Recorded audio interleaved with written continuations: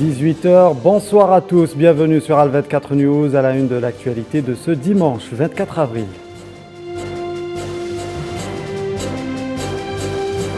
Élection présidentielle en France, l'heure du choix pour près de 49 millions d'électeurs. 63% d'entre eux ont voté selon les chiffres communiqués à 17 h.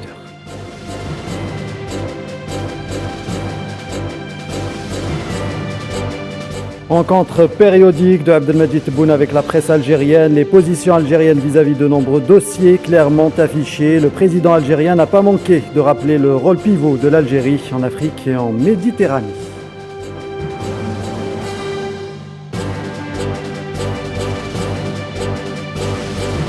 Au Niger, le président Bazoum opère un remaniement gouvernemental. Dans le même temps, le Parlement vote un texte autorisant le déploiement des forces étrangères.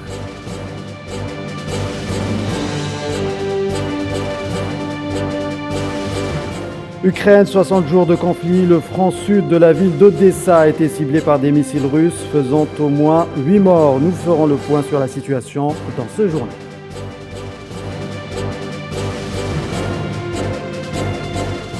Et nous entamons donc cette édition par les élections présidentielles en France. Les Français appelés à voter pour le second tour, l'heure du choix pour près de 49 millions d'électeurs. Choix entre la continuité avec le président sortant Emmanuel Macron ou la rupture avec la candidate d'extrême droite Marine Le Pen. Abdelkader Edref. De fait, du 50-50, les intentions de vote mesurées par plusieurs instituts de sondage montrent une égalité quasi parfaite entre Emmanuel Macron et Marine Le Pen au second tour, mais avec de fortes disparités selon les types de fonctions publiques. Une course à la présidence qui prend tout son sens donc et viendrait peut-être confirmer la montée de l'extrême droite en France. Autant le dire, et contrairement à 2017, la candidate du Rassemblement national a toutes ses chances de devenir la première présidente de l'histoire de la France. Le facteur X serait la percée lors du premier tour d'un autre candidat d'extrême droite, Éric Zemmour, et dont Le Pen pourrait glaner un nombre considérable d'électeurs. Dans le cas contraire, les Français choisiraient la continuité en votant pour le président candidat de La République En Marche, même si ce dernier a promis de se renouveler en profondeur, assurant vouloir placer l'écologie au cœur de son second et dernier mandat. L'autre enjeu de ce scrutin est la crainte de l'abstention. Les 48,7 millions de Français appelés à voter ne se sont pas bousculés vers les urnes. Le taux de participation à midi s'élevait à 26,41%, soit près de 2 points de moins qu'en 2017, lors de la première édition du duel entre Macron et Le Pen.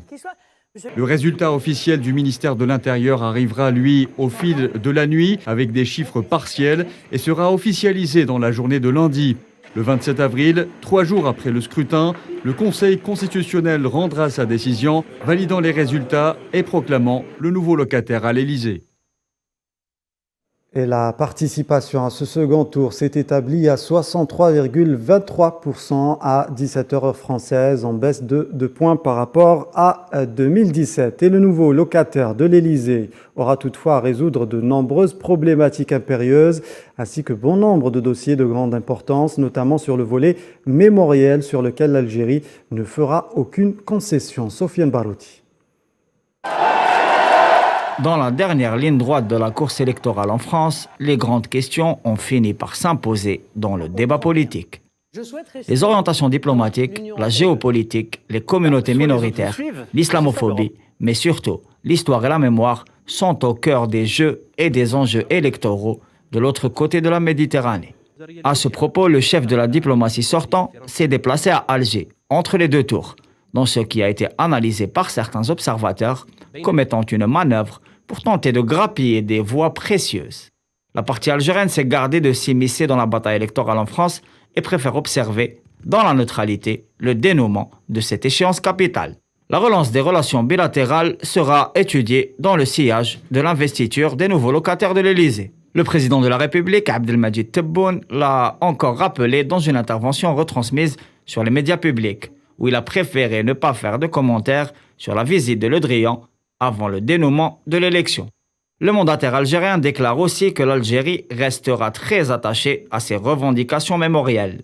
Dans la perspective de la relance des relations entre Alger et Paris, qui ont connu plusieurs fois dernièrement, le volet mémoriel s'avère donc d'une valeur primordiale. Comprenant la nécessaire reconnaissance des crimes de la colonisation, mais aussi l'impérieuse prise en charge et indemnisation des victimes des essais nucléaires français en Algérie, des priorités d'Alger. Concernant la restitution intégrale des archives algériennes, toujours détenues en France, le président Tebboune a déclaré que cela serait l'objet d'une négociation bilatérale. Cette déclaration entre en écho avec la lettre que le mandataire algérien avait signée à l'occasion de la fête de la victoire le 19 mars, sous l'intitulé « L'Algérie demeurera fidèle au message des Chouhada ». À ce propos, nous célébrerons bientôt la commémoration des terribles massacres du 8 mai 45 dans le Sétifois, qui coïncide avec la Journée nationale de la mémoire. Pour rappel, l'Algérie commémore cette année le 60e anniversaire du recouvrement de son indépendance.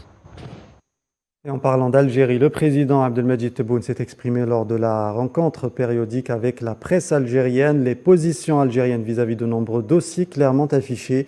Le président algérien n'a pas manqué de rappeler le rôle pivot de l'Algérie en Afrique et en Méditerranée.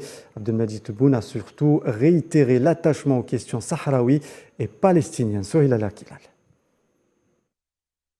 La position de l'Algérie sur l'échiquier politique international, le président Abdelmadjid Tebboune l'a réitéré à l'occasion de la rencontre périodique avec la presse. Abdelmadjid Tebboune affirme que le rôle d'Alger est incontournable. L'Algérie est incontournable pour les problèmes africains. L'Algérie est une puissance africaine avérée. الاستشارة نتاعها ضرورية في الملفات نتاع الساحل وغير الساحل وبالنسبة لليبيا بالنسبة للرأي تاع الجزائر في الساحة المتوسطية كذلك. الدول المتوسط كلها مهتمة بالرأي نتاع الجزائر. Quant à la crise entre Alger et Madrid liée au revirement du gouvernement Sanchez dans le dossier sahraoui, pour Abdelmadjid Tebboune, cela est inacceptable sur le plan éthique et historique. اسبانيا ما خصهاش تنسى الى يومنا هذا المسؤوليه تاعها ما زالتش من الصحراء الغربيه. في قانون دولي ما دام ما كانش حل للصحراء الغربيه مهما كان الحل يعتبرها القانون الدولي هي الدوله المتصرفه حاليا. Au sujet du dossier libyen, l'appel à l'organisation d'une conférence internationale à Alger. Tebboune précise que l'Algérie ne s'engagera jamais dans une initiative susceptible de ne pas aboutir. باش الجزائر تدخل في مؤتمر وتفشل هذه ما نديروش. انا نشوفه نوزنوا الا كان نشوف باللي فيه مؤشرات تاع نجاح نديروها. لا فيه مؤشرات تاع تفرقه تاع الدول العربيه والدول ما ندير احنا كاع اللي يفرق الدول العربيه ما ندخلش فيه. قلناها. Concernant le dossier palestinien, le chef de l'État a affirmé que l'Algérie poursuivait ses tractations pour emmener le Conseil de sécurité à se réunir et statuer sur cette question. وهي حقيقة التوابه الجزائرية من وقت سي بومدين رحمه الله إلى يومنا هذا.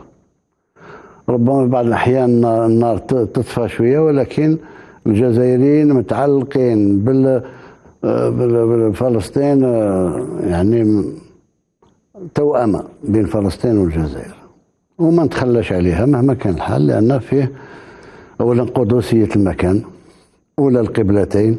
Abdelmadjid Tebboune a par ailleurs encensé les relations algéro-italiennes, rappelant que ce pays était le seul à soutenir l'Algérie pendant la décennie noire, ouvrant des lignes de crédit en milliards de dollars, tout en maintenant les vols d'Alitalia vers l'Algérie. Pour finir, le président est revenu sur les 60 ans des relations diplomatiques avec la Russie en soulignant que l'Algérie est une puissance avérée au sein du mouvement des non-alignés et ne s'engage pas dans des questions qui ne la concernent pas.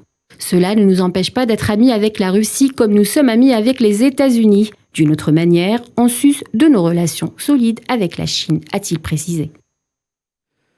Abdelmadjid Tebboune s'est également exprimé sur la situation économique du pays sur fond de crise géopolitique mondiale. Le chef de l'État a indiqué que l'Algérie accordait une importance capitale à la sécurité alimentaire. Il a déclaré à ce titre que la solution radicale face à l'envolée des cours des produits alimentaires et à leur pénurie sur les marchés internationaux est de renforcer la production nationale. Dans un autre registre, le président est revenu sur les nombreuses facilitations accordées dans le domaine économique et en faveur de l'investissement. Il a rappelé par ailleurs la levée des obstacles sur 900 projets d'investissement gelés, permettant la création de quelques 52 000 nouveaux emplois. Outre les chiffres avancés, le chef de l'exécutif a annoncé que la nouvelle loi sur l'investissement sera présentée en Conseil des ministres d'ici un mois.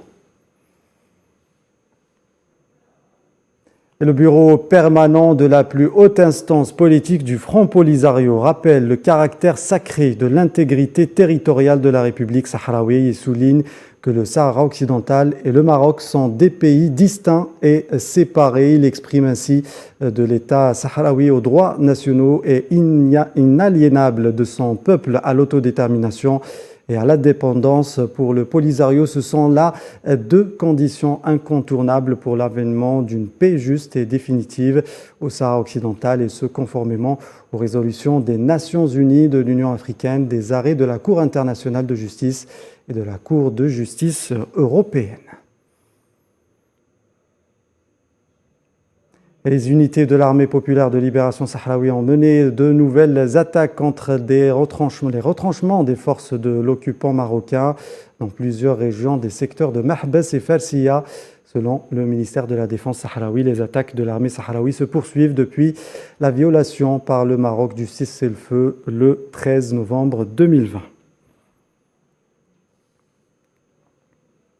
Regain de tension en Libye. Ces dernières 24 heures, des affrontements armés ont éclaté dans la ville de Zaouïa, capitale du district Chabiat, 60 km à l'ouest de Tripoli.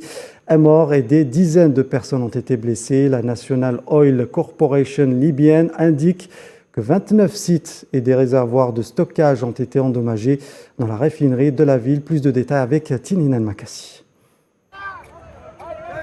Un mort et plusieurs blessés à Zaouïa, au nord-ouest de la Libye, lors d'affrontements qui ont éclaté dans la nuit de vendredi à samedi.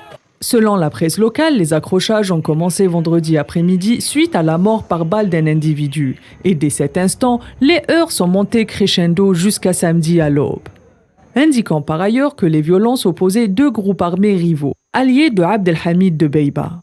Les 10 affrontements ont en outre endommagé 29 sites et réservoirs de stockage dans la raffinerie de la ville, indique la National Oil Corporation. À noter que Zaouïa abrite la principale raffinerie fonctionnelle du pays, ce qui en fait une région à la haute importance stratégique.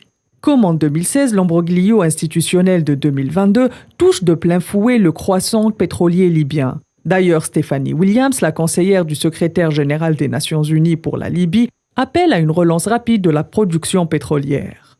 Près de 90% de l'économie libyenne est tributaire de cette dernière. Aux côtés de Stephanie Williams, les voix du peuple libyen s'élèvent en faveur d'une reprise rapide de la production, de crainte que le pays ne sombre dans une grave crise économique. De leur côté, les deux premiers ministres rivaux, Abdelhamid de Beiba et Fethi Bechara, continuent à s'accuser mutuellement d'être la cause de cette nouvelle crise pétrolière libyenne. Nous vous le disions en titre, au Niger, le président Bazoum opère un remaniement gouvernemental. Dans le même temps, le Parlement vote un texte autorisant le déploiement des forces étrangères dans le pays, une présence justifiée par la lutte contre le terrorisme. Naliman Zekar. Une nouvelle mise à jour du gouvernement nigérien, accompagnée d'un vote parlementaire pour le déploiement des forces étrangères sur le territoire, l'État mené par Mohamed Bazoum semble en proie à de nouveaux changements. Ce léger réaménagement intervient au lendemain du ralliement du parti Mouvement patriotique nigérien à la mouvance présidentielle et de l'arrestation du ministre de la Communication soupçonné de mauvaise gestion de la Société du patrimoine des mines du Niger. Les députés nigériens votent dans la même foulée en faveur d'un texte autorisant le déploiement des forces étrangères dans les régions de Walam et de Tillabéri au sud-ouest du pays, principaux théâtres des attaques terroristes. D'ailleurs, le pays s'est engagé à doubler ses effectifs dans la lutte contre le mouvement terroriste lié à Al-Qaïda et au groupe État islamique. En attendant, il compte sur le soutien militaire du G5 Sahel, notamment de l'armée tchadienne, et se voit prêt à réautoriser les aides armées étrangères au sein des bases militaires le long de la frontière avec le Mali.